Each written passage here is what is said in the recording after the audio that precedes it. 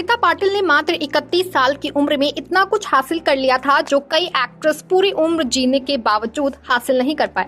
बड़ी बड़ी आंखों वाली सावली सलोनी स्मिता के चेहरे में एक ऐसी कशिश थी कि जिसे देख प्रसिद्ध फिल्मकार श्याम बेनेगल ने फिल्म चरणदास चोर में लीड रोल के लिए कास्ट कर लिया था।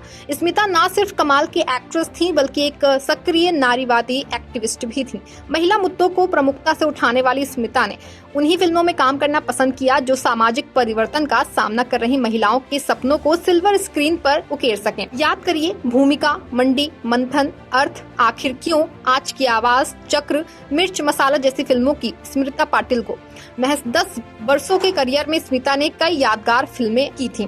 कम समय में ही स्मिता ने वो काम कर डाला था जिसके लिए उन्हें सदियों तक याद रखा जाएगा। पद्मश्री से सम्मानित एक्ट्रेस स्मिता पाटिल 17 अक्टूबर 1955 में एक राजनेता के घर पैदा हुई थी। स्मिता के पिता शिवाजी राव पाटिल महाराष्ट्र सरकार में मंत्री थे और मां एक सामाजिक कार्यकर्ता थी। कह सकते हैं कि समाज को एक अलग तरह से समझाने की पहली सीख स्मिता को अपने घर से ही मिली थी। शुरू से ही थोड़ी विद्रोही स्वभाव की स्मिता को हिंदी सिनेमा की बेहतरीन अदाकारा माना जाता है। स्मिता ने महिला प्रधान रोल निभाकर नायिकाओं के लिए एक नई राह का आगाज किया था। स्मिता ने हिंदी के साथ साथ बंगाली, गुजराती, मराठी, मलयालम और कन्नड़ फिल्मों में काम किया था। हालांकि पहली बार कैमरे का सामना दूरदर्शन पर समाचार पढ़ने के दौरान ही किया था। आपको बता दें कि स्मिता पाटिल दूरदर्शन को दिए एंकरिंग ऑडिशन में रिजेक्ट होने के बाद रो पड़ी थी। इसके बाद उन्होंने दूरदर्शन के उस समय के डायरेक्टर से बात की थी, जिसके बाद उन्होंने दोबारा ऑडिशन दिया था।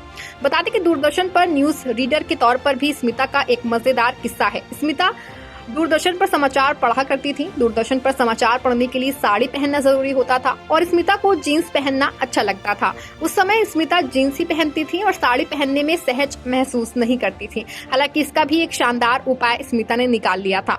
स्मिता अक्सर स्टूडियो पहुंचती तो जीन्स पहनकर ही उसके ऊपर साड़ी लपेटकर बिल्कुल गंभीर भाव से समाचार पढ़ने लगती थी। स्मिता पाटिल थिएटर में भी काफी एक्टिव थी। एक्ट्रेस ने 1975 में प्रसिद्ध फिल्मकार श्याम बेनेगल की फिल्म चरणदास चोर से फिल्मी करियर की शुरुआत की थी। पर्दे पर गंभीर अदाकारी के लिए प्रसिद्ध एक्ट्रेस अपनी पर्सनल लाइफ में जो है वो काफी जिंदा दिल थी, लेकिन जैसे ही कैमरे के सामने आती और एक्शन सुनते ही पूरी तरह से फिल्म के कैरेक्टर में समा जाती थी। श्याम बेनेगल ने एक बार स्मिता को याद करते हुए बताया था कि वो जो भी करते उस रोल में ढल जाती थी।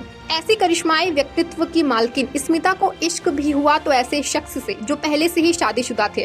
फिल्म भीगी पलके की शूटिंग के दौरान उनकी मुलाकात राज बब्बर से हुई। मुलाकात प्यार में बदली और दोनों ने साथ रहने का फैसला किया।